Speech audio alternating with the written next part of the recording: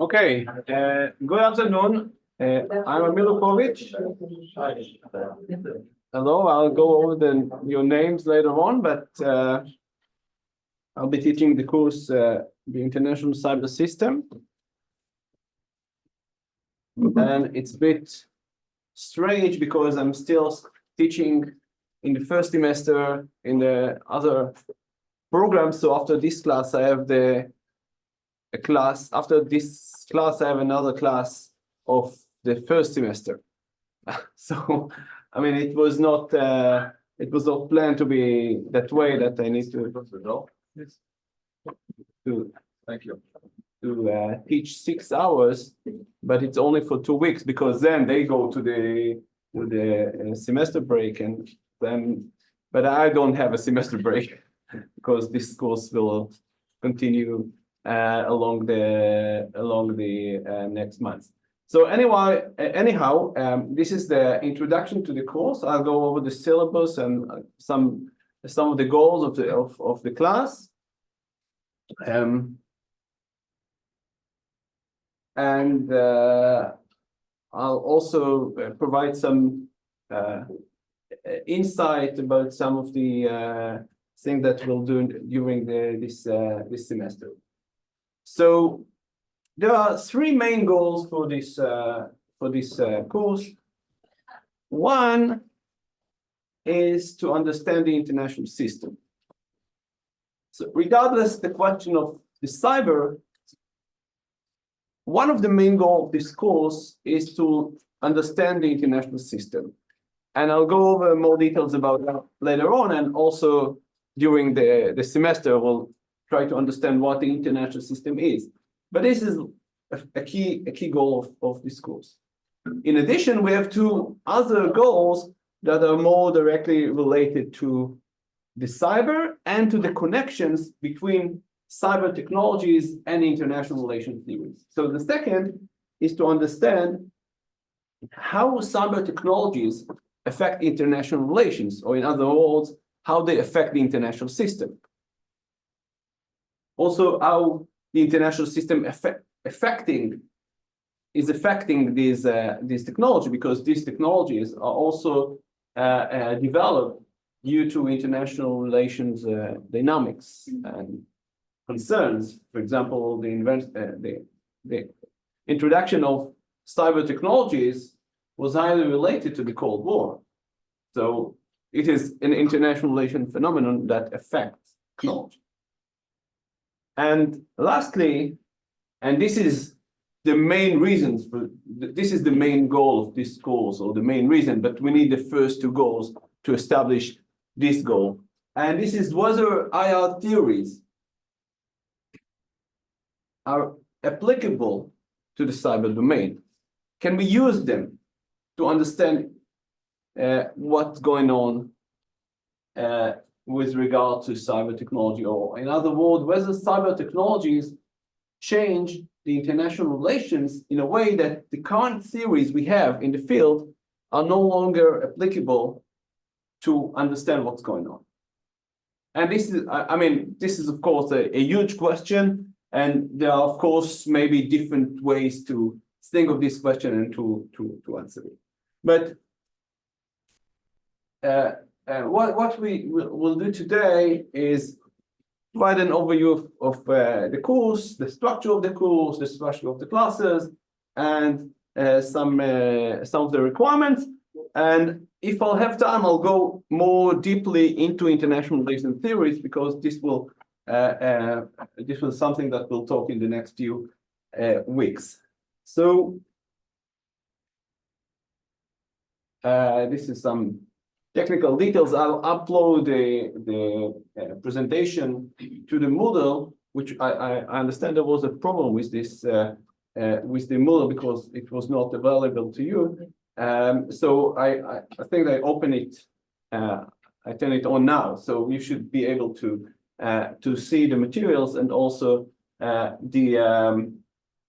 this information if you need. So let's start with the international system. Maybe I'll ask you what the international system is based on. I revealed one of the accidentally relationship, okay, between countries and actors. Actors in general. They can be countries, but what we also have in the international system, international organizations, or non-state actors. And this is very interesting and very common concept, but you should notice that the non-state actors are defined by the fact that they are not states. So this also implies for the importance of states in the international arena, because the key distinction we have is whether the actor is a state or a non-state actor. And this goes back to typology suggested by Richard Mansbach in the 70s. But still, we use it today. NGOs, probably familiar with this concept, came out of of Mansbach typology in the 70s. And we use it, I mean, we use it in not only in the academia, but also in other forms. So we have states and non-state actors, we have NGOs, we can also distinguish between different kinds of NGOs, whether they operate in the international arena or they are domestic actors, and we can distinguish between different kinds of international organizations. For example, Terror groups. sorry? Terror groups. Terror groups on the one hand, right? And which Non-profits. non-profit, which international state organizations, the United Nations, the European Union, okay, NATO. We have different kinds of actors which are originated from state or state organs. For example, the UN is a state organ, right? Because it's state organ, because the first, the ability to enter the UN is related to the question whether the actor is a state or not. But in addition, they are formal representative of states elected by the state. The state decides, and each state decides which are their representatives in the UN. So the first is actors, but this is only one aspect of the international system. You mentioned relationship, or we can think of that more broadly, maybe interactions. So we have different kinds of interactions between the actors. Which kind of interactions we have? Allies. Alliances or friendship or cooperation, treaties, which can also be among rivals. They can also sign treaties. We've seen this, for example, during the Cold War, SALT agreement, for example, the Strategic Arms Limitation Treaty, which aim to limit the number of defensive missiles. We'll talk about it maybe when we'll speak about deterrence, because this was element of deterrence, a very non-intuitive idea that let's bring down the number of defensive missiles in order to enhance the practices of deterrence. Which other interactions we have? Conflict. Conflict. We have conflictual interactions, and I mean this is kind of obvious. So I don't need to elaborate more now. We'll of course talk about it later during the course. We have cooperative and conflictual interactions, which covers a lot of kinds of interactions in the international system. The interactions can be economic interactions, right? So cooperative interactions can be trade, but they can also be in the realm of security, conflictual or cooperative. And of course, there are different ways in which these fields of sectors are integrated, because we can, for example, trade weapons. And this is a key element of one of the key elements of international security or global security. And lastly, this is what is another level of these discussions about the international system. What we have in addition to actors and interactions. Law. Didn't hear? Law. Law. Law. Okay, this is part of it, but I'm looking for something more general than that. So law or norms, for example, can be part of it, but I'm looking for a broader title for that. So you're right, norms or law or other elements that are above this kind of interactions and actors. What about power? Power, it depends, but we can think of powers as something that actors have, and they shape the interactions. But there is something in addition that I'm looking for that may affect the way actors need to use power. For example. Regulations. Regulations. Regulations, it also goes to the interactions maybe, because actors create regulation. Natural resources. This is another dimension that I mean, this is we can also think of that in terms of actors, because all the world is divided among different state actors. So there's no really natural resources. They belong to some actor who, I mean, there are very few resources that are not allocated to a certain country. But we have the structure. Okay, we have structure, and this is what international relations scholars talk about and develop. And they are also, they debate on a number of issues regarding the structure. First, whether there is a structure or not, of course. Structure of what? I'll get to that. I'll get to that. But the structure, or how the structure affects the international relations. Okay, how the structure, and so, for example, for neo-realist scholars, and we'll have a class about neo-realism. For neo-realists, what is the structure of international relations? Anyone knows? anarchy. Anarchy, we live in anarchical world. Anarchy, not in the terms of chaos. Anarchy in international relations is not equal to chaos, but to the fact that there is no supreme entity above the state that can force anything. Okay, there's no police that the state can call, which Mearsheimer terms it the 911 problem. There's no number that the state can call and ask for help.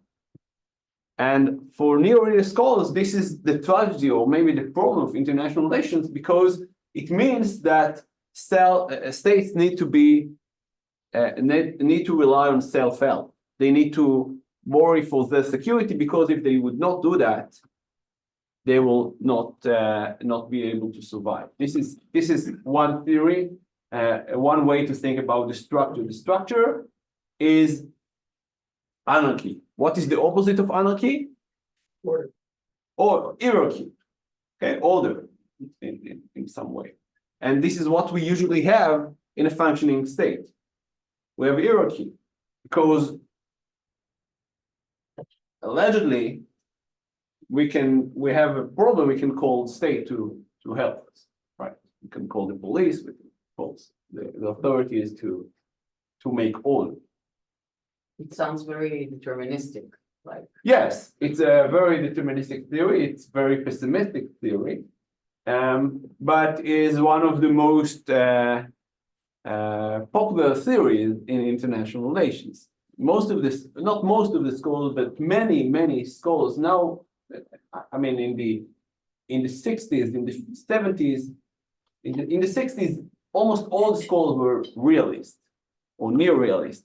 Later, and we'll talk about it, there are neoliberal scholars who argue that, right, there is anarchy, but states can cooperate within the anarchy, for example, through international institutions, international organizations. These organizations do not eliminate the anarchy, but provide actors tools or means to mitigate the negative effects of the anarchy.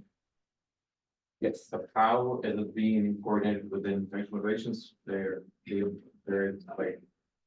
is no system above the state. How is it done? There's no entity above the state. There is no room for international organizations, but there is a room for No, intercut. there's no supreme authority above the state.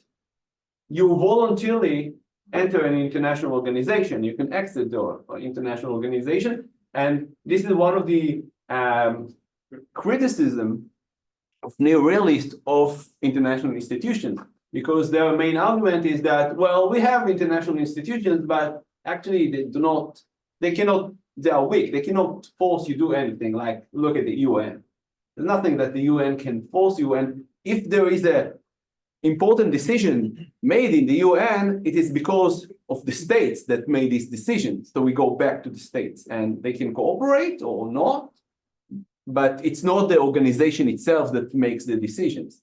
It's the states that make the decisions. So if you are a powerful country, you can shape the decisions in the UN, for example.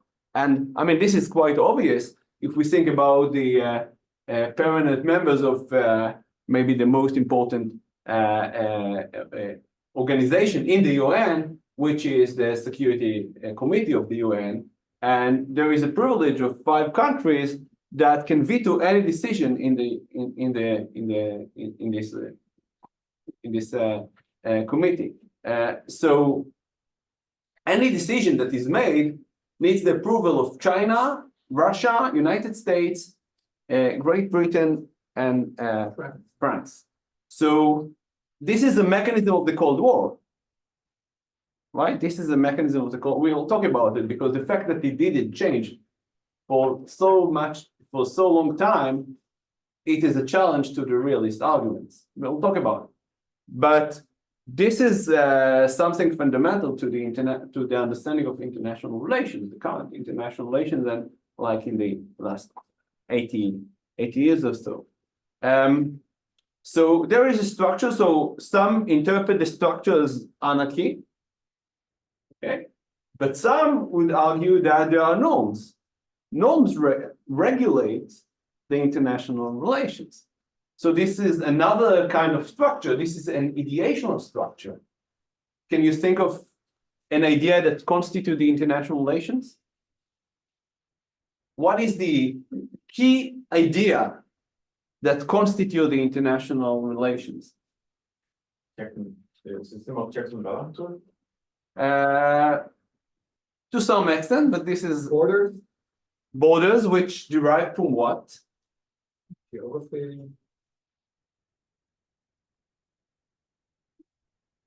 What is the main idea that makes the need of borders? Sovereignty. Sovereignty is the most important norm in international relations. This norm changes over time, but we can think of the structure of international relations through the idea of sovereignty. We can think of different kinds of structures of international relations. There's no deterministic need that will divide the world through sovereign states. In different periods of time, we didn't have the idea of sovereignty and the normal sovereignty. We have different ways to divide states. And for example, we had cities, we have empires. We didn't have the idea of sovereignty. This is something new in the international arena. So this is another, neo-realists would argue that we have some issue with this argument, but there are some scholars who argue that we need to think of ideas that shape international relations. The structure is not only material, but it's also ideational, like the idea of sovereignty.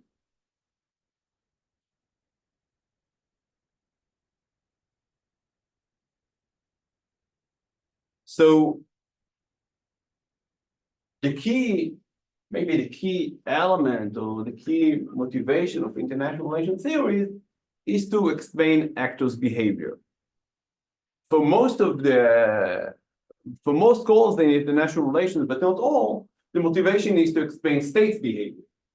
But we have also different kinds of actors in the international system that we need to account for their behavior as well. Yes. Can you explain a system of states? What is meant by that? This is the idea of sovereignty. The idea of sovereignty means that we have when you think about the world system, okay, we can think of different systems, right? We can think of cities as the dividing idea. We can think of empires. We can think of also states. What we have now in the international arena, which is maybe eroding for different reasons, including cyber technologies. But the main idea that shapes international relations is the idea of sovereignty of states. That we have not all, the world order is an order of state actors. It's not necessarily the order of the system, but this is what we have now. So this is an example.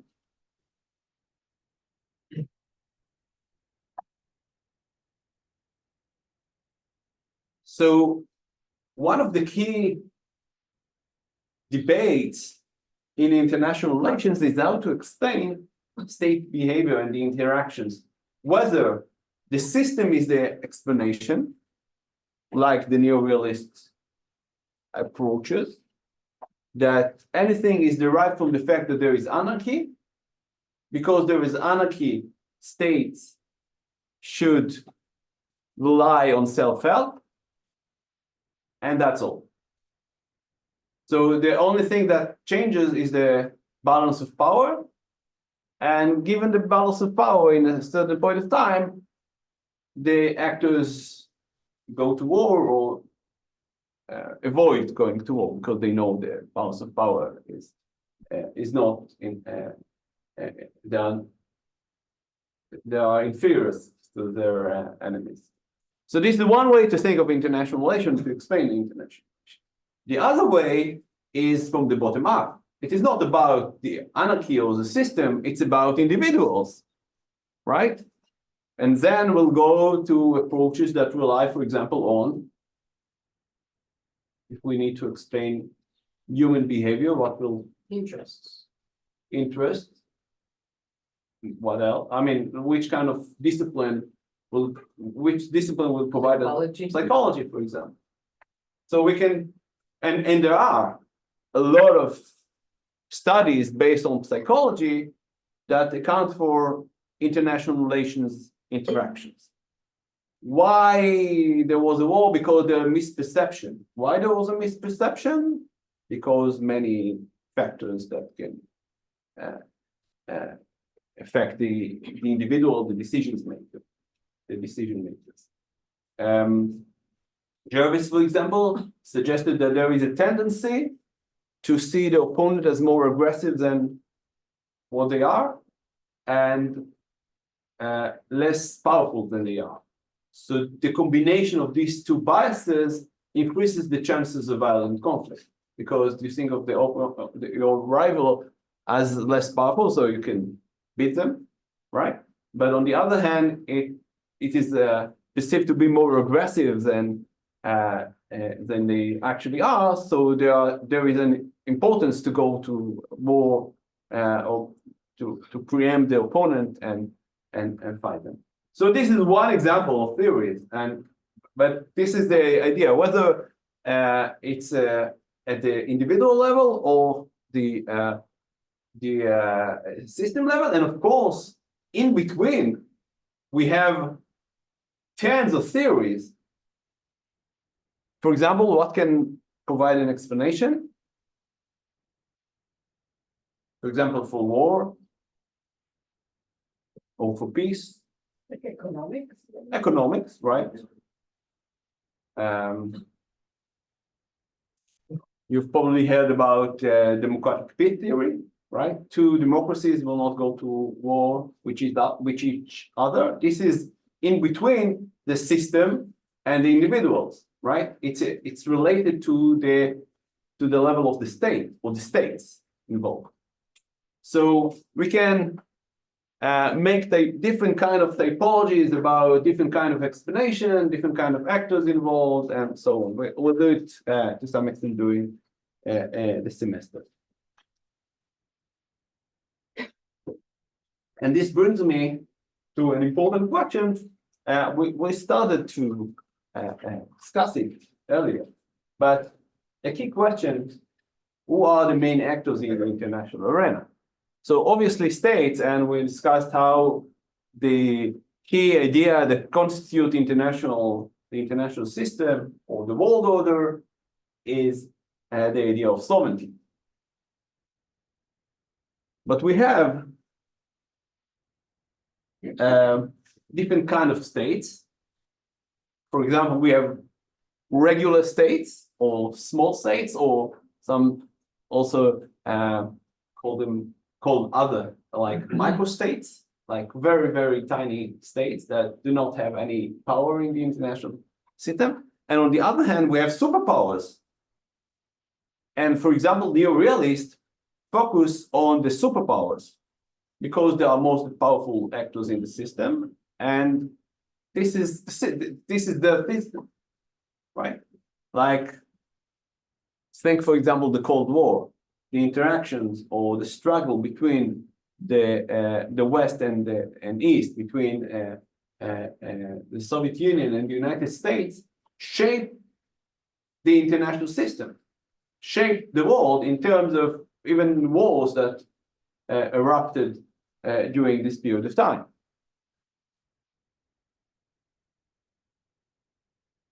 But we can also think of new superpowers now. For example, Tech weapons. exactly, yeah. You both in different terms, but you both pointed to the fact that we have like the big high-tech companies that can be considered as superpowers. If we think of annual revenues, and I started to see these figures from late 90s, probably. There's a ranking of the most most profitable cooperation. If we compare them to state, well, like the annual GDP, so the first 10 are states, but in the 100 list of 100, the states are not necessarily the majority of the big actors in terms of economy. So and this is important because one of the ways to determine power is economic power, and states are not necessarily the most. No, I mean, the big or the most powerful actors are states. But if we think of the international arena in general, and think of the allocation of economic power, states are not necessarily the most powerful actors, despite the fact that international relation theories overemphasize states as important actors, and there are good reasons to do that. But I mean, they are not the only actors who are playing this game. This also alludes to the question of what power is, right? So power can be determined like neorealist by the number of tanks or the number of air jets or the budget. This is an also material way to determine power, because if you are a rich country, you can buy tanks and missiles and air jets and so on. So these are what is considered to be hard power, in contrast to soft power. Soft power, which is the attractiveness of your ideas. And of course, actors can have both. They can, this is what Nye, who termed the concept of soft power, suggested that you can combine hard power with soft power. This is the most effective. It termed it smart power, that you combine them and use the combination between soft and hard power to advance your interests. And of course, this is related to the power of ideas. Ideas have also power in the international system, not only economy, or you can do things with ideas, not only with weapons or with your economy. You can do a lot with them, but you can also do with, for example, Qatar is a very powerful country in the world because of its economic power, but also because it tries to use it also in a way that promote ideas, and also the European Union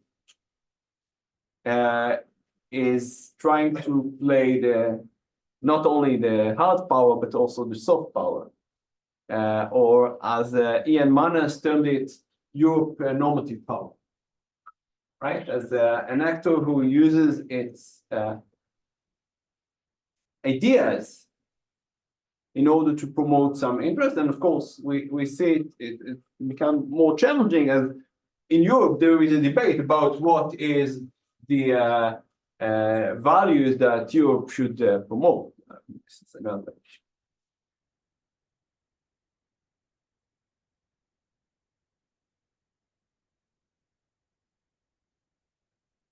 There's also a question, of course, how technologies affect actors.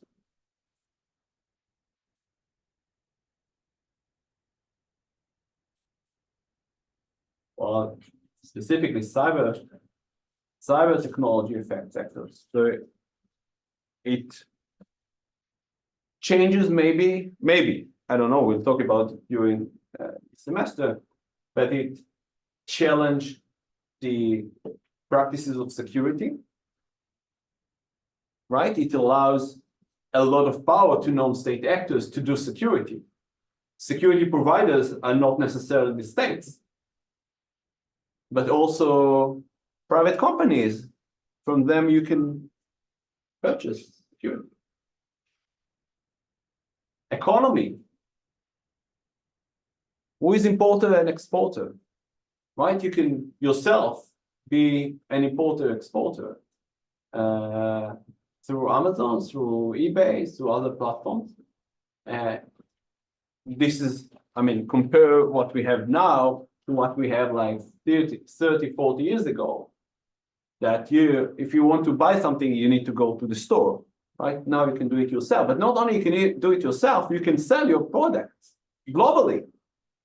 Something that was impossible 30, 40 years ago. And if we go back like 100, 200 years ago, if you produce something, best chance you would sell it in your village. Maybe you go to the big city or big town. I mean, depends where you live, and maybe try to sell it. Maybe once a week you go there and try to sell your products. But now your market is all the whole world. You can easily trade. So this changes not only the practices, but also who are the actors in the international arena. Because if you start to sell your products globally, you are an international actor, right? You have interaction with other actors beyond the state borders. And let's take another example: diplomacy. Also, cyber changes it dramatically, because it allows not only the formal representative of the states to deliver messages. Well, anyone can do this now. You can tweet, you can post something on Facebook. You can upload a YouTube, TikTok, whatever you do. This can be part of even of the official diplomacy is relying on this. But this is a kind of a shift in international diplomacy, because in the past there were the diplomats who met, spoke in French maybe, and have the cocktails and is all what diplomats do. But now we have the idea of public diplomacy, that the diplomats are expected not only to interact with other diplomats in the country they are hosted, but also with the public of the host country. And how they do that? They do it through through cyber technologies. But there is a big thing, because public diplomacy is not new. I mean, there was the Voice of America, for example, during the Cold War, broadcasting to the Eastern countries. But now the public can respond. We didn't have this opportunity if you broadcast in radio, AM radio waves. You cannot respond to this transmission. You only the recipient. The public was only receiving these broadcasts. Now the public can respond. And there was a conference a few years ago here at Tel Aviv University with the guy in Israeli Foreign Affairs Ministry who talked about what they do when they receive messages that are uncomfortable, whether they respond back, ignore, what you do. So, I mean, this changes dramatically how diplomats work. Yes. I think there is also aspect in regards to leaks. Diplomats today needs to react much faster to any kind of information that was leaked or can threaten the government because of the online world of communication. Of course, everything became much more rapid. Yeah. Rapid. The international relation is much faster than it was in the past, and part of the change is the cyber technologies, which requires these speedy interactions. But these are only few examples of how cyber technologies changes international relations interaction. So everywhere we go, we see how cyber technology changes international relations. They changes not only the interaction, they also change the actors who are engaged in international relations.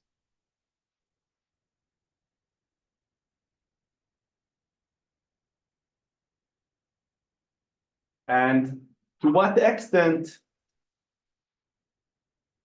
cyber technology challenges, or irrelevant to the idea of anarchy.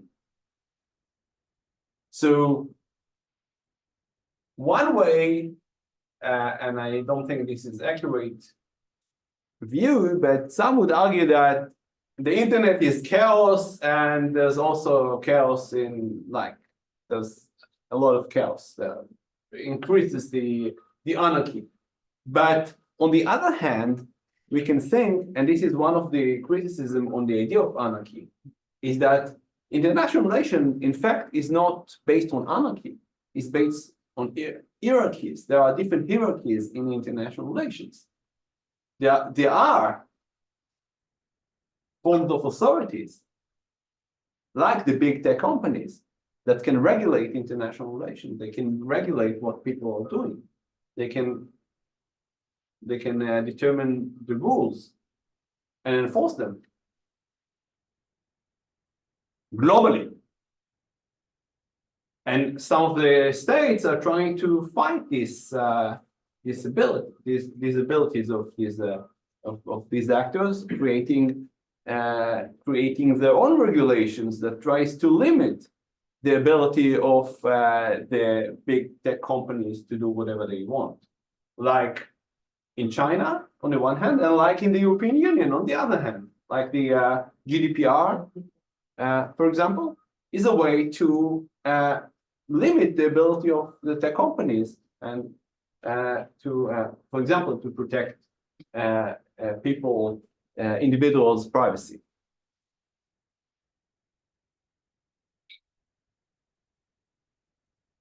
But there is one important issue that should be emphasized, and this is it's kind of a challenge when we try to understand and learn about cyber technologies and international relations. We should remember that cyber is not an isolated domain, isolated from the other domains. And the problem is sometimes that we see studies, articles, and similar ideas as if the cyber domain is isolated and therefore we can focus on the cyber domain regardless what is happening in the other domains. So for example, early writing on deterrence suggested that it would be very difficult to deter cyber attack because the characteristics of cyber, and we'll talk about it, we have a class on cyber deterrence, but then some scholars and experts suggested we don't need to retaliate in the cyber domain, we can retaliate with any means we have. So it's not a closed system of cyber technologies that if we are attacked in the cyber domain, we need to retaliate in the cyber domain, which may have or may limit our ability to retaliate because maybe the opponent doesn't have assets or technological assets or systems that we can target through our cyber technologies. But we can target other assets they hold. So we need to remember when we talk about, and I'll try to bring it from time to time into class, that when we talk about cyber domain, we need to remember that it is affected and related to the other domains. And there are interesting interactions between the cyber domain and the land, and cyber and the sea, and the cyber and space or outer space, right? For example, and this goes to questions about sovereignty, for example, that we'll have a class about sovereignty, class number 3 about sovereignty. But to exemplify one point, is there really, we can think of cyber sovereignty. So there is a debate about it, but we should also remember that part of the cyber domain is physically located in the land domain. We have computers, right? We have servers, we have cables. Some of them are located within the state, right? In a physical location. So there is some degree of sovereignty that state can exert over the cyber domain. Not the virtual, but maybe the physical aspects of cyber technology can be regulated or regulated more effectively than other parts of the cyber technology, cyber domain. Any questions so far?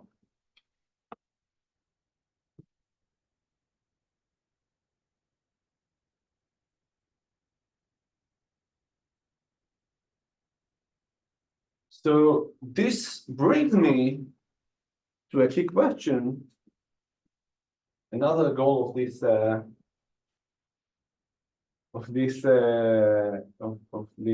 course, and it's to what extent IR theories can account for what's going on in the cyber domain.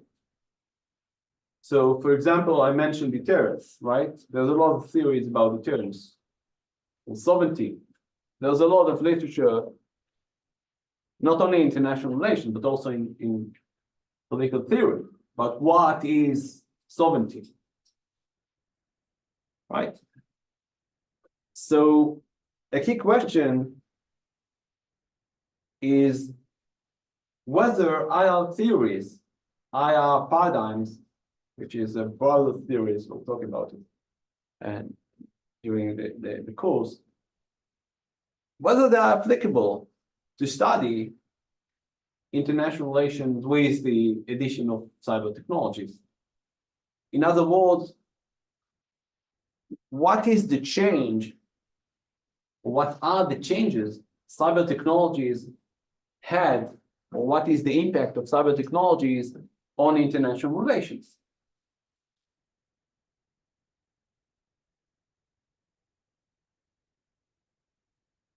Are IR theories limited in their ability to capture the cyber domain and the international relations cyber domain? Or maybe we can solve it easily with a few modifications in the theory. And we can still use our theories. We don't need to develop these theories. We can use with maybe as they are or with few modifications and explain international relations, what's going on with the theories we have. So for that purpose, we'll go over some of the main theories in international relations and see whether they're applicable or not to the cyber domain. Maybe whether we need to make some modifications, maybe we need to rethink or reconsider the theories and so on. So let's take an example. I mentioned it earlier, but it's I think it's a very good example, and I'm working on deterrence in general, also on cyber deterrence. So these examples are close to my area of research. So as I mentioned earlier, in the 90s, scholars started to study it. In the early 90s, this is kind of amazing because in the 90s, most of the people were not connected to the internet, right? But in the early 90s, scholars and experts started to study cyber deterrence. They didn't call it cyber deterrence at that time. It was information deterrence, because the term cyber deterrence has not been invented yet at that time. But scholars at that time started to suggest that there are major difficulties in practicing deterrence. Because, for example, the problem of attribution. And this is a key term or key aspect of the debate still these days, because the cyber technologies allow challengers to act anonymously. And deterrence is based on the idea that I know who attacked me in order to retaliate. So if I cannot reveal the identity of the attacker after the act, how can I deter this kind of actor? It's not reliable, it's not credible threat, right? So this is one of the reasons scholars suggested that cyber deterrences are not likely to work. But this is one example. There are, we'll have a class about it, so I'll not go into more details about the challenges in cyber deterrence, but there are others. Some, for example, suggest that this is the reason the United States moved from deterrence to what they termed as defend forward and persistent engagement in 2018. One could wonder why they did it only in 2018 and not earlier, but this is another issue. But I mean, this impacts strategies of states. And this also exemplifies the challenges cyber technologies pose to international relations actors, right? This is a challenge. United States want to deter its rival, but there are difficulties to do it because the rivals can use cyber technologies. The question is whether this is a challenge to international relations theories. Not necessarily, right? Because the theory would suggest that in order to deter, you need to have a credible threat. Cyber technologies challenges the ability to have a credible threat. Therefore, it is not necessarily a challenge to the theory itself, it's a challenge to the actors who are trying to use this strategy, but it's not a challenge to the theory itself. So, I mean, this is an example in which we need to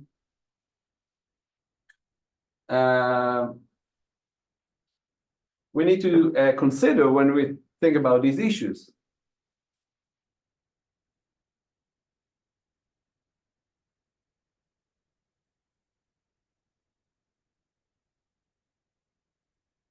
So deterrence theory would suggest that for deterrence to work, there are the three C's that are needed: capabilities, credibility, and communication.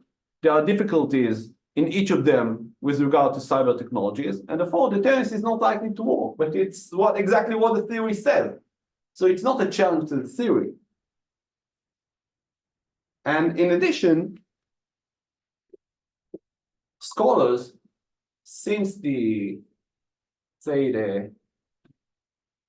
2000, especially since the 2010s, started to suggest new ways in which deterrence could be operated.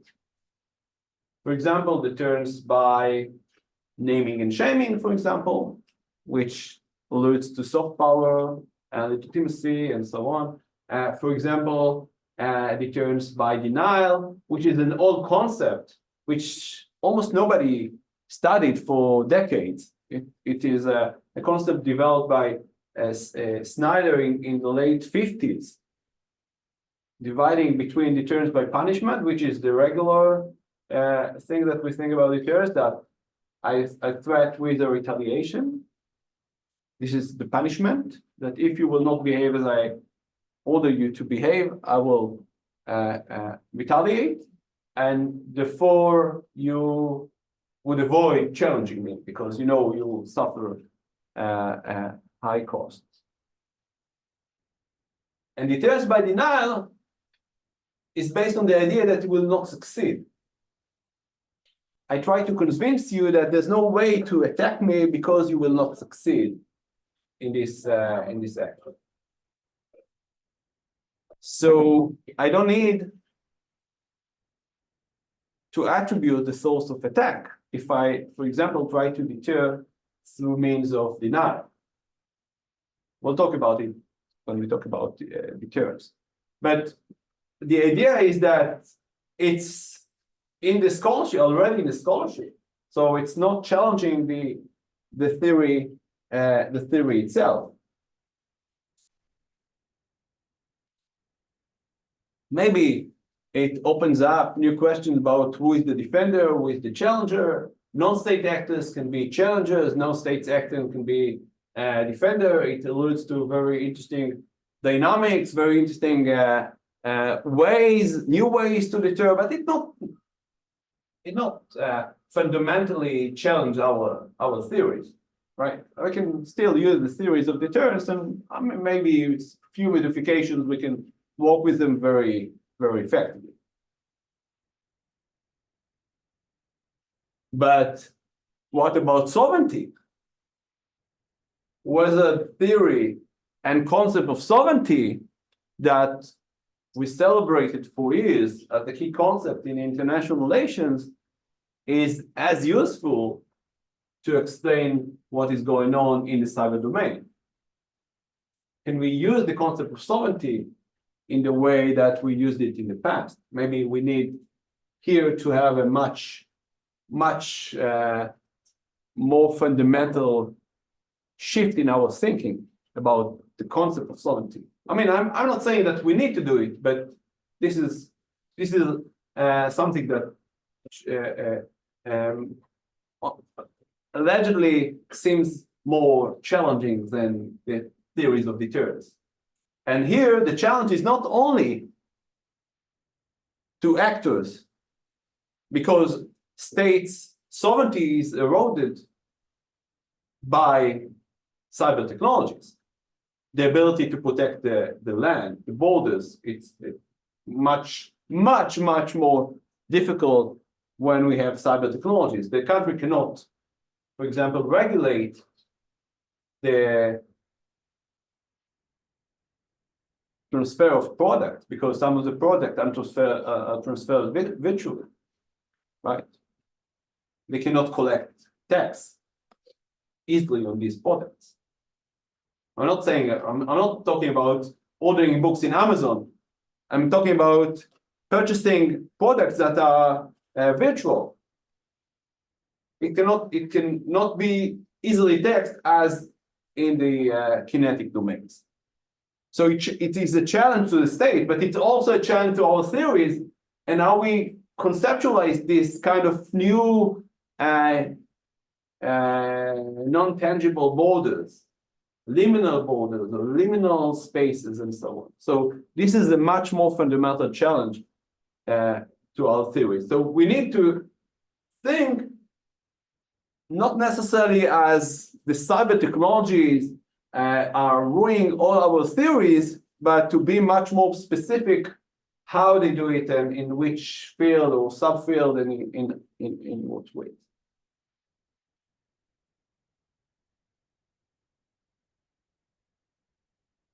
Okay, so I think that I mean basically we have 2.5 hours, and this includes 15 minutes break.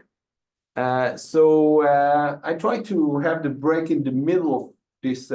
So I suggest we'll have now the break because I'm starting a new topic, and usually we'll do it somewhere between 1:15, 1:30, 1:35, something like that. It depends on how we proceed in each class. But the idea is that we'll have 15 minutes break, and then we have in total 2 hour and 15-minute class. So it's okay. So we'll meet in 15 minutes.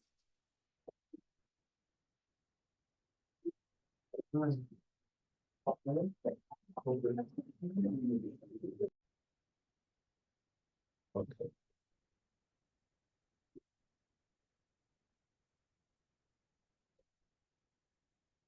So let's continue.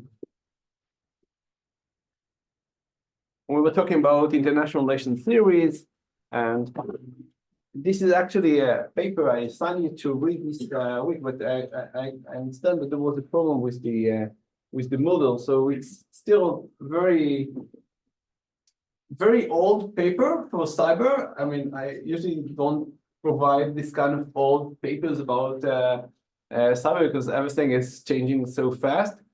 But this is still one of the few articles that combine that combines between international relation theories and paradigms and cyber. So it's a very good overview for everyone who is interested in general in international relations theories and paradigms, because it provides a very useful summary of each of the main approaches in the field. So anyone who is interested in international relations regardless cyber is invited to read this paper because it provides a very good summaries. But in addition, it asks the question how or whether or to what extent international relations theories can account for cyber technologies and the dynamic cyber technologies create. And I think it does a very, very good job in summarizing the possible ways in which we can borrow notions from international relations theories, different theories, to study cyber. And unfortunately, we don't have something like this updated to the way the theory emerged, and to some extent, the theory that in terms of the paradigms have not changed much since 2006. So it's still a very good summary, and I still assign this paper. And so it was assigned to the class today, but really sometime soon, I suggest that it provide you a very good context of what we'll do during the semester.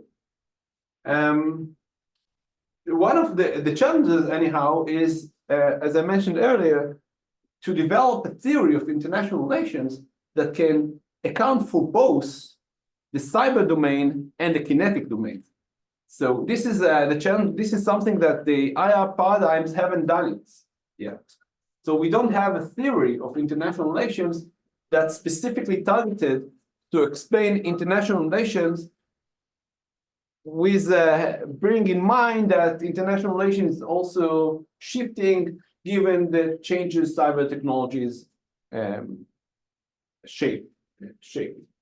So this is kind of a challenge that we're struggling with, and we don't have such kind of theory. It will be nice to have. Maybe one of you will be able to develop such a theory in the future. We don't have it yet. It's difficult to develop such theory. I mean, there is a basic or fundamental challenge of having international relation theory that scholars would agree that it's a good theory. But on the top of that, we have the challenge that technology and cyber technology, specifically cyber technology, is challenging international relations, and to some extent, as I showed earlier, it also challenges some aspects of international relations theory. So this is the kind of the elephant in the room.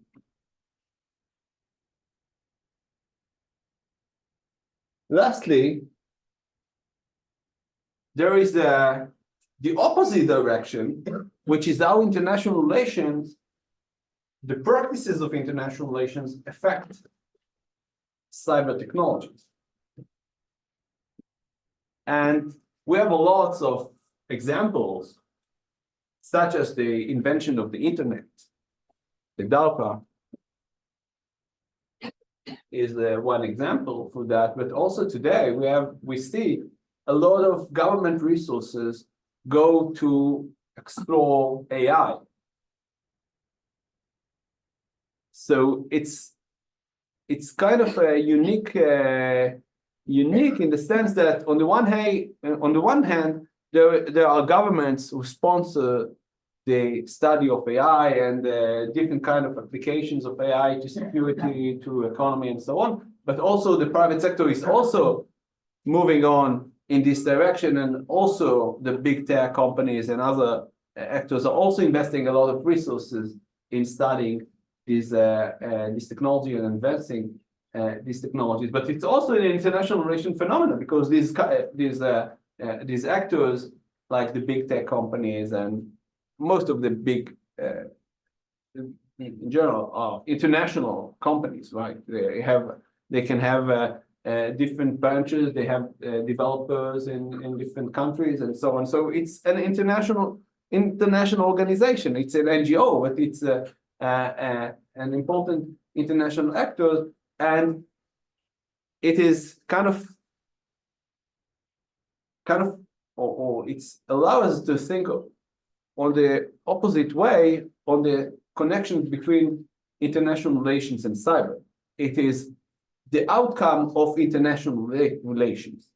This is also something that we need to remember, that the incentives, the ways in which cyber technologies are developed are also by international relations in different kinds of ways. And it has been that for many years. For example, the internet was developed by DARPA. DARPA is an organ of the US government. It aimed to ease the ability to share information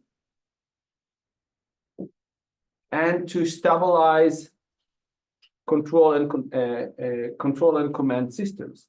So I guess you at this stage of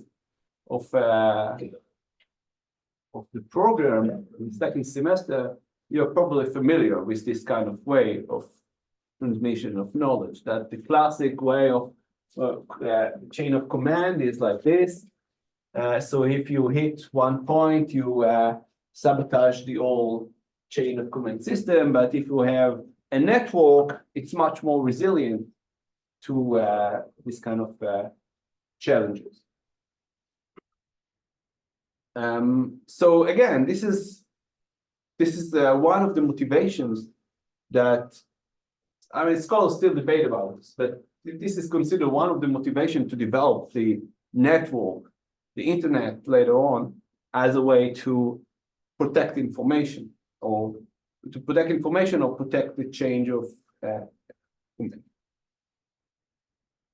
but again, so just to recap it, I mean, this is another example of how international relations affect cyber technology. So it's the motivation to develop, and there's still debate on that, to what extent it was aimed to enhance US security in face of Russia or Soviet nuclear attack. So this kind of a network system would be much more resilient to such an attack than the regular chain of command. If it's you hit it in one point, you destruct the entire system. So to conclude, the end of the course is to understand international relations in the cyber domains, the actors, the interactions, and we have different kinds of interactions: security interaction, but also economic interaction, social interactions like identity issues. We don't have time to go over all these kind of issues, but for example, one issue that will not dedicate a class, but I mean, I had a course in which I had a class about it. Cyber diasporas, for example. Okay, so it goes deeply into questions of identity and how the diaspora members are communicating through digital platforms, and how it shapes the diaspora and how it provides the diaspora with identity. So this is one example of how the technology changes the practices of international relations. And diaspora, I mean, this is also maybe not trivial. This is something that developed with a scholar who as lately retired, Professor Yossi Shane, you maybe heard of his work. He's tried to argue that diaspora is not only a political issue, but also an international relations issue, because the diaspora, by definition, involve people from different countries. There is the host country and the homeland and so on. So it's an international relations phenomenon. So we can add to this another layer, which is the cyber technology and how the cyber affect this dynamic. But this is one aspect, and we can today think of any international relations interaction or interactions as shaped and affected by cyber technology. I don't think there is something that is out of this is not affected by these technologies. The second goal is to try to clarify the challenge or the question whether the current theories we have in international relations are applicable to understand the interactions that I mentioned in the first point. So we mentioned that international relations are affected by cyber technologies, highly affected. To what extent the theories that we have in international relations that have been developed for decades are applicable to these kinds of interactions. Maybe we can use them. Maybe we need some modifications and they will be good enough. Or maybe we need to throw them away and develop new theories because they do very poor job in providing an account to these kinds of things.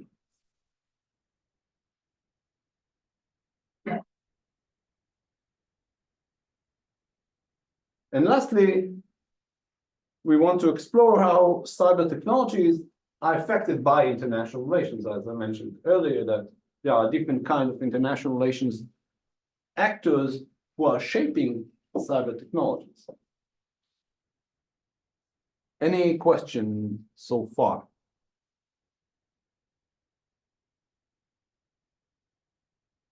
So some more practical information.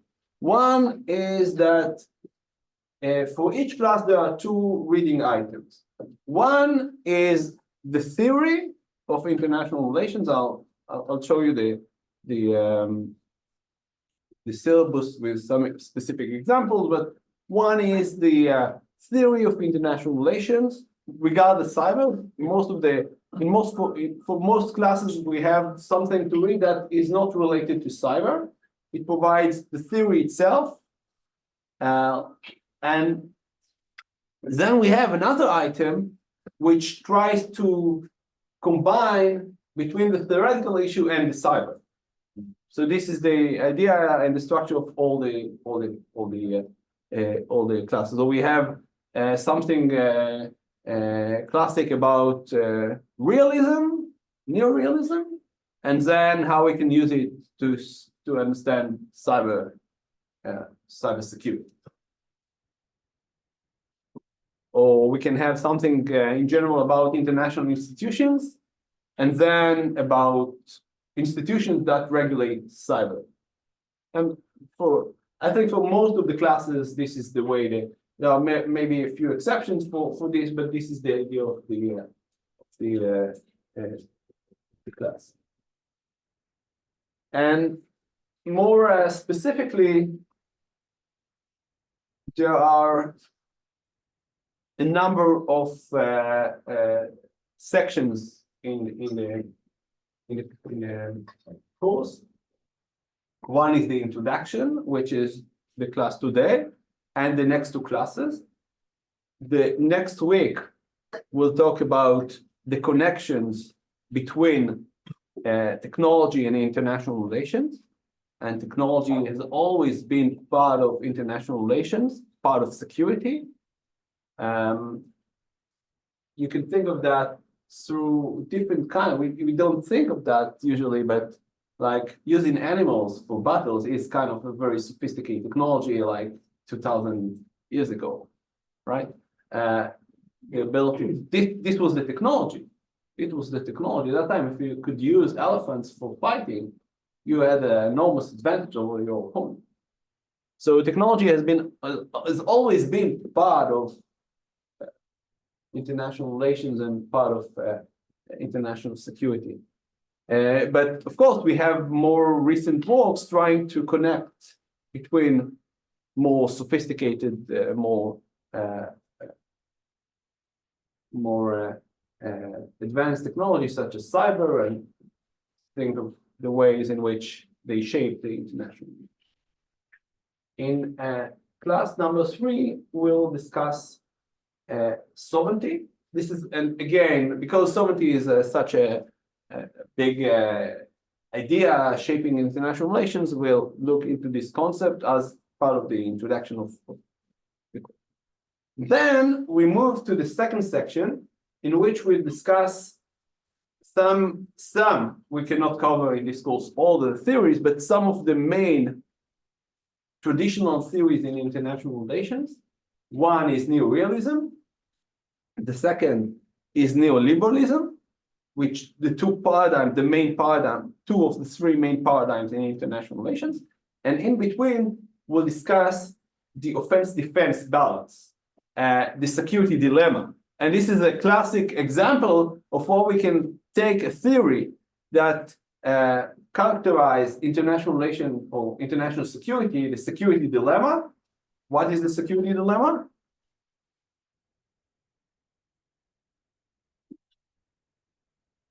What is the security dilemma? What to protect? What assets to protect?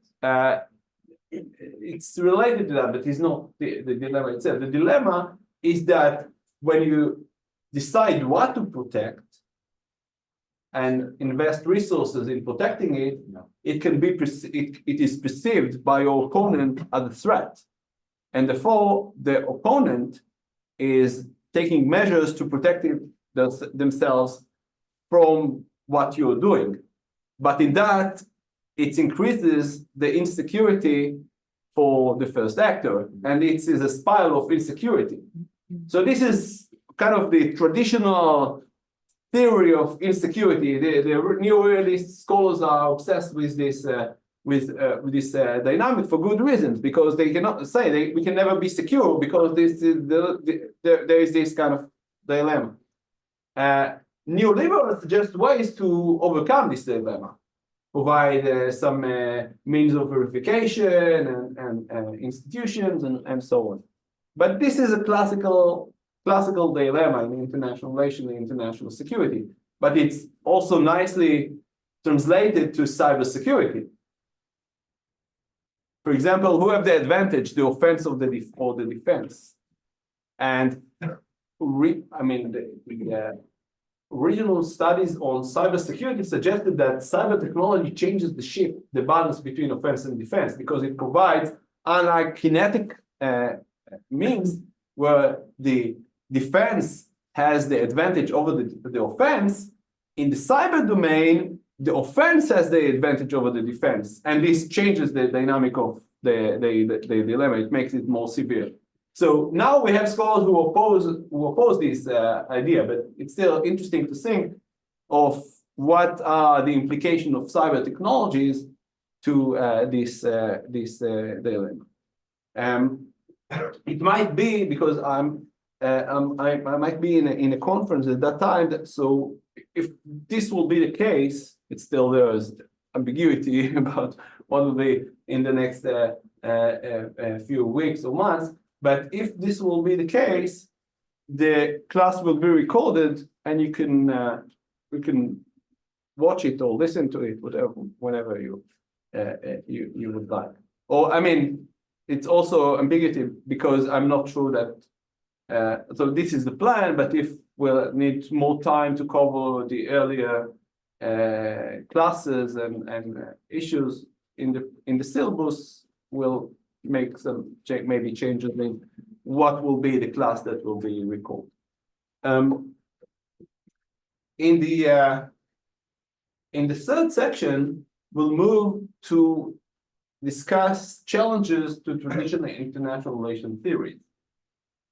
And here we have a number of theories that we'll discuss. One is constructivism, which is the third paradigm in international relations. It's kind of a social theory of international relations. It rely on notions from sociology, like identity, norms, social constructions, and so on. And we then move to study international norms. And there's a lot of international norms regulating or affecting cyber cyber technologies and international relations based on cyber technologies.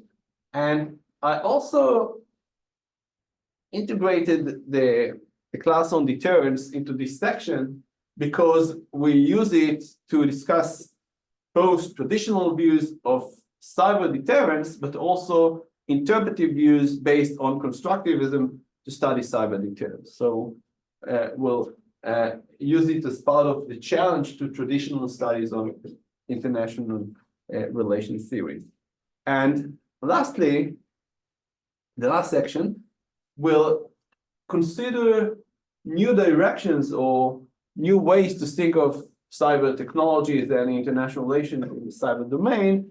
And these are some ideas on how to proceed and how to develop the research further. One is to think of geography or political geography as a way to think of or draw notions to study and explain international relations in the cyber domain, because the cyber domain is challenging the geography of international relations. So maybe we can find answers to our questions in geography. The second is about ontological security. As I mentioned, this is the concept of theories I'm working on. And lastly, we have the question of non-state actors, and maybe non-state actors and globalization, and the connection between non-state actors and globalization. And this is also a very promising direction to develop the research in international relations and cyber domain. So, but there are not many I would say it kind of overall general ideas that can be structured through these kind of each of these three classes, but it is more like ideas to further research. So there are studies, and we can assign you some reading materials, but there is still no theory. Like we have social theory for international relations, we don't have a geographic theory of international relations. But maybe this could be a solution to the problem I mentioned in the beginning, that we need a theory that accounts for international relations in the cyber domain, but one that also can account for the traditional dynamics of international relations. And to combine it, maybe geography is the solution. I'm not sure, but it's worth thinking about it. Regarding the requirements, so there are three main requirements for class. One is class attendance. Mandatory to be in class. There are, of course, some exemptions for students who are in Miluim, but on the top of that, the class attendance is mandatory. Reading the materials for each class is also required, and you will need to read them anyhow for writing the home assignment. And I change it, and they also asked, because of the situation now in Israel, that the final assignment is not an exam, but it's almost, I mean, it's always been sometime, I don't remember, not sure what was last year, but anyhow, maybe it was a class exam, but in previous years it was sometimes class exam, sometimes home exam, but it is not only an home assignment, but it's an assignment and not an exam, which provides you some more flexibility and provides you more time to assign it. Because if you have an exam, there's a very strict deadline. So still there is a strict deadline, but I think the deadline is August 4th or something like that, which provides you some time. Of course, some students with specific problems can ask for more time, or we can think of what can be done in this regard. But I'm expecting and I'm looking for a conversation based not only on your backgrounds, what you already know, but also how you interpret the reading materials and connect it to your previous backgrounds and so. I want to provide an example of the from the syllabus.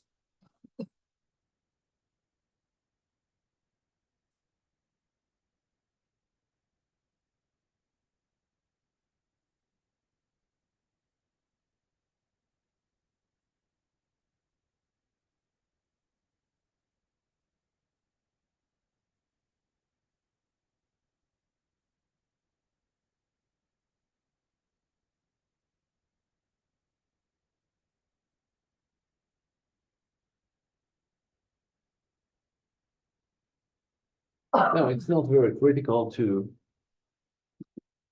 I cannot. Oh.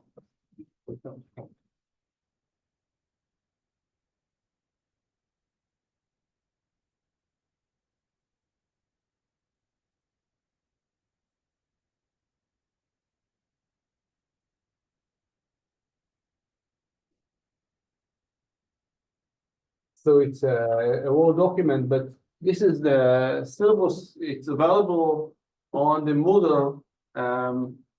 It's kind of hidden in the Moodle because you need to press the syllabus, and then it brings you to a page in which you can find the link to the syllabus. So you need to click 3 times to get to this syllabus.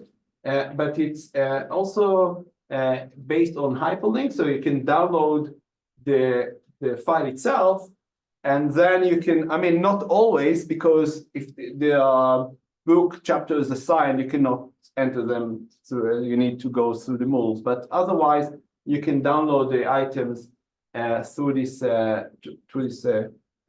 pages, and but you need to be connected through the university server for that. So it's built on the library resources. So anyhow, this is an example. So let's look, for example, on to increase The books are also online, or there are some books that? all the reading materials is you can find it in Moodle. I mean, part of the articles are links that appears also in the Moodle. You can download it from there. If it's a book chapter, you can find the copy of this chapter or the file with the related chapter in the system. So you don't need to look for the item. And if there's a problem with any of the item, please let me know so I can fix it. And if I cannot, I don't have time to find the copy, I can upload something else instead. But usually it just I mean it worked in previous years. And also one important thing that I try to update the syllabus in a way that the dates of the classes appear on the syllabus themselves. So and it's very important because this semester is very challenging in terms of the recesses we have. Because there is a Passover recess, but also there are, I think, 3 additional days that are not class, like Yom Ha'atzmaut, the Independence Day, and the Shavuot. So I think this means that we'll have, as far as I was able to find, we have only 12 weeks. It should have been 13 weeks, and it's not because of the war, but because of the schedule of the Jewish holidays, which for some reason this year are on Tuesday.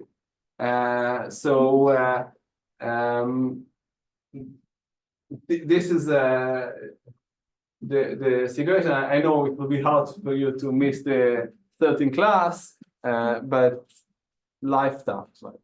I think there may have been an issue with uploading the syllabus to the website. Maybe I'm wrong, but I wasn't able to get to the syllabus. there was there are two ways to get the syllabus. Like this website, right?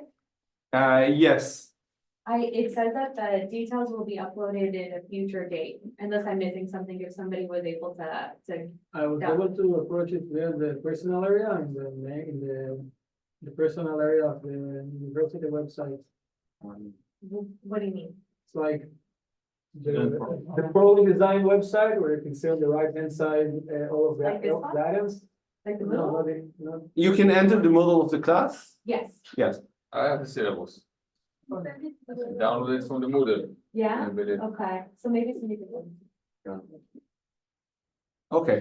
So if you have specific problems, you can send me an email. I can email you the syllabus itself. Great. So if you cannot, but I think it will be good for you to have access, to know that you have access, because it means maybe you may have limited access to other items as well. So, but I want to use this as example for what I mentioned earlier. So, for example, if we talk about neorealism, there is the classical book of John Mearsheimer on the tragedy of great power politics. This is a classic neorealist classic item on neorealism. We'll talk about it. Mearsheimer became persona non grata because his opinions about the war in Ukraine, and he tried to use this his theory, to explain what is going on between Russia and the US. If we'll have time, I'll show you a short video of an interview with him, because it explains very clearly the ideas of neorealism and what neorealism is about.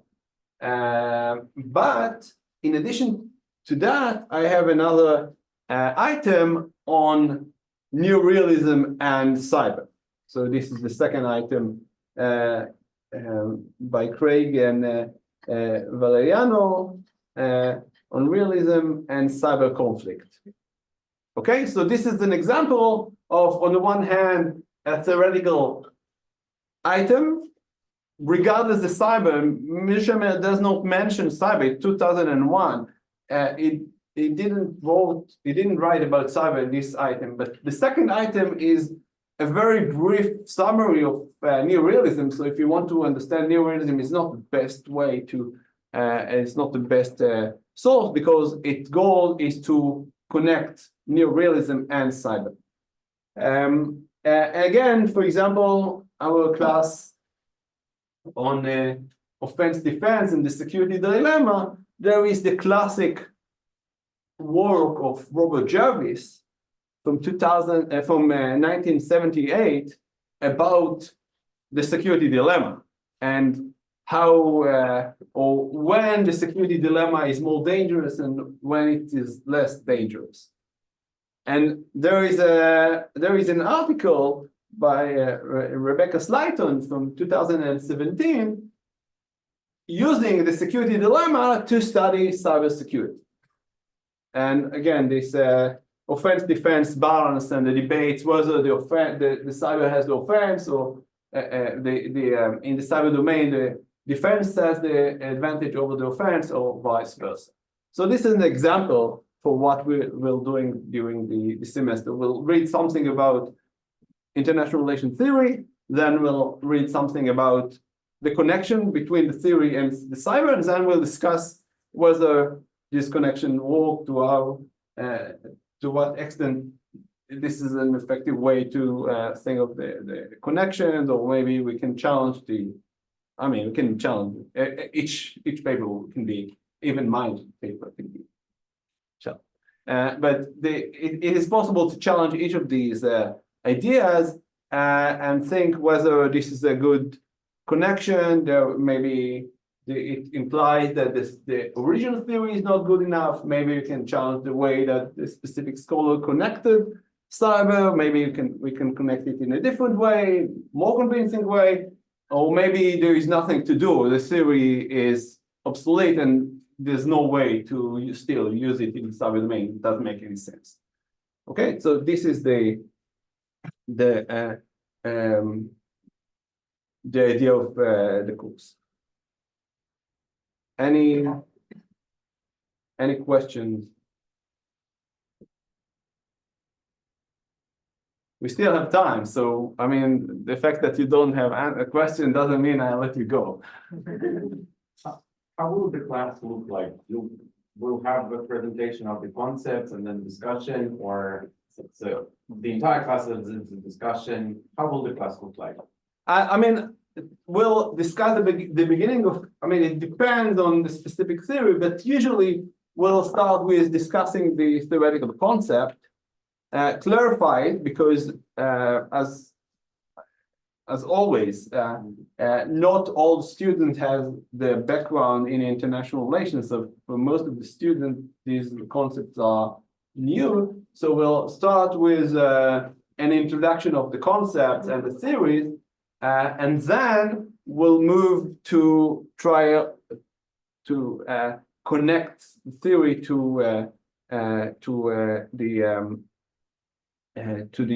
the cyber. So it's important also to know that while I'm relying on the reading materials, I of course not use only the reading materials. I have some other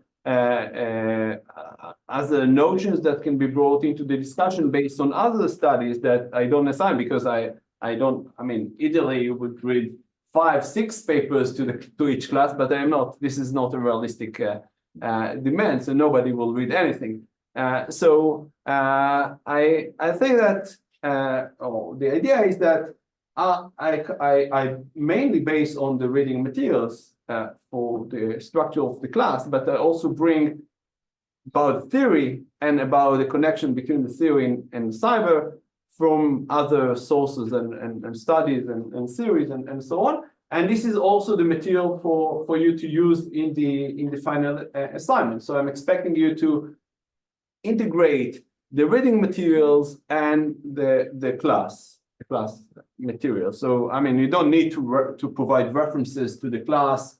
Like I mean, this is something that we talked about on April 2nd, around the 17 minutes after class started. You don't need to do that, but I know what was in class that is not in the reading materials, and it also works the other way around. That there are some important parts maybe in the reading that I could not cover during the class, but it could be useful for a specific argument that you want to make in your assignment. So it requires both kinds of sources. Any more questions? If you work hard, we will not have time for more materials, because we have like 15 more minutes. Okay, you don't have to have questions. I mean it was that. So I'll go back to the presentation. Yeah, we can start. I mean, first of all, there is the next class. As I mentioned, there is a class on cyber technology and international relations.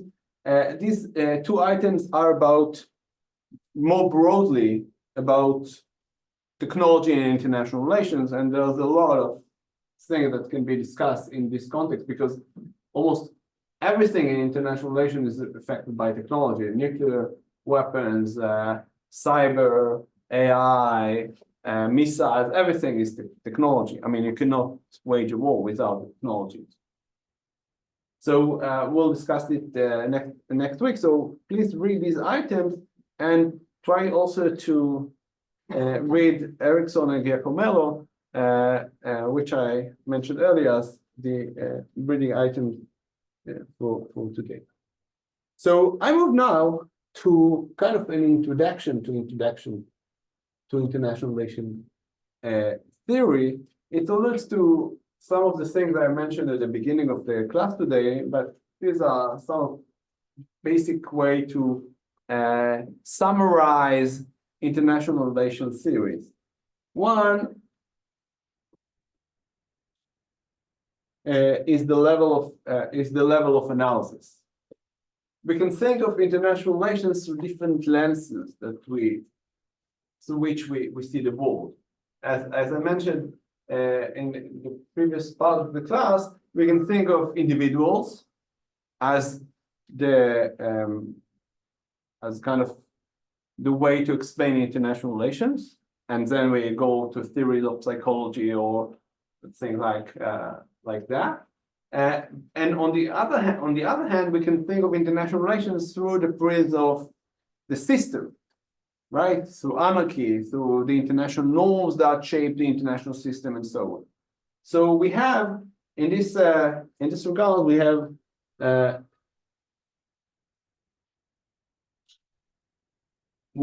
in addition to the individual, we have the state level, and we have the international system level. So at the state level, we have like regime, interest group, the identity of the state, the culture of the state, and so on.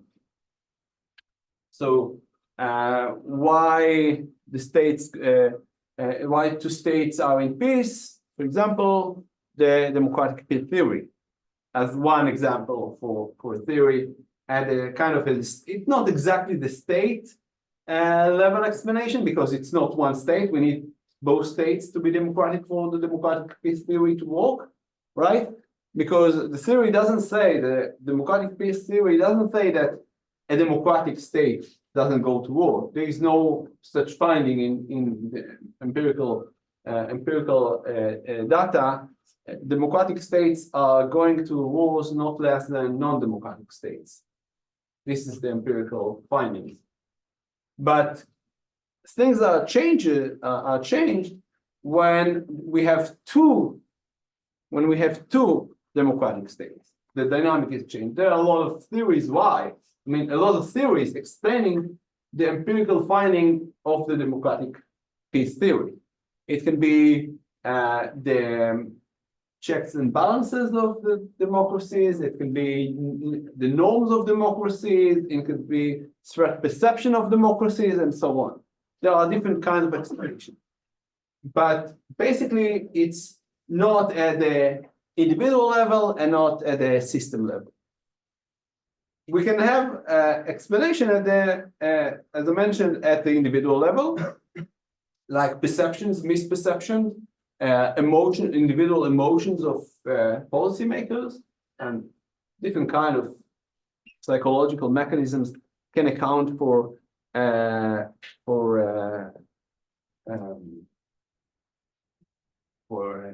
these dynamics.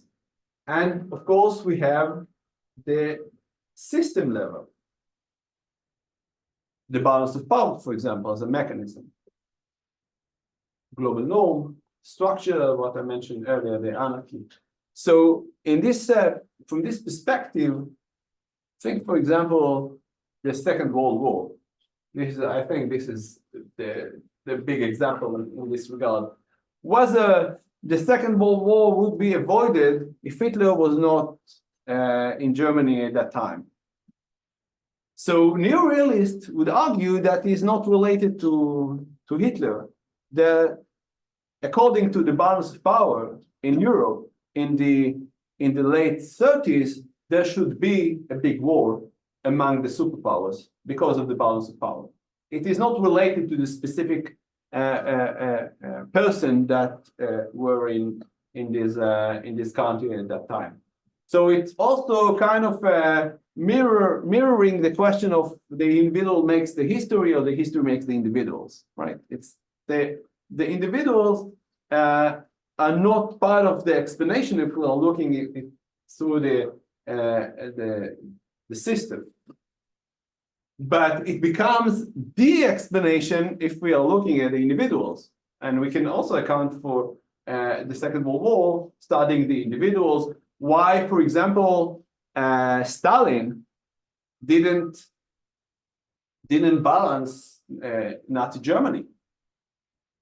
He could choose to balance Germany, not to sign a treaty with Germany before the war, but to allow another front for Germany. And in that case, Germany could not go invade the West because they would fear that they would need to protect their eastern border. And psychology provides also explanation for that, saying, for example, that Stalin thought or misperceived the power of Britain, France, and Germany. He thought that there was going to be a long war between France, Germany, and the UK. And be kind of a war of attrition, and then Soviet Union will be the It's not about the First World War. sorry? It's not about the First World War. Maybe. So it was a misperception about the balance of power of the three countries. But it's I mean, if we wouldn't have this kind of bias, we maybe wouldn't have the war, or not have the war as it emerged during the late 30s and the early 40s. So this is kind of the difference between the approaches. So we'll not get into the individual explanation during the semester, but we'll discuss, for example, the systemic dynamics of explanation when we talk about neorealism.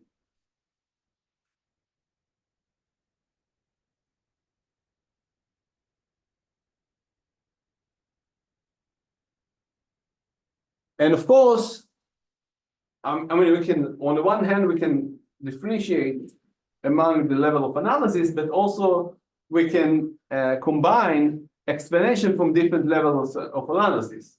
So, for example, we can combine the systemic level with the individual level, suggesting that we need to take into account the balance of power, but also domestic politics, individuals' perceptions, and so on. We can also think of additional level of analysis. For example, between the state level, so we can have the individual state system. We have three main levels of analysis, but we can add additional two levels here. What we can have here? Regional. We can have here the regional system,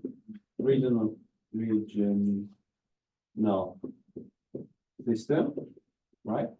And here Communities? No. communities, or maybe Regional.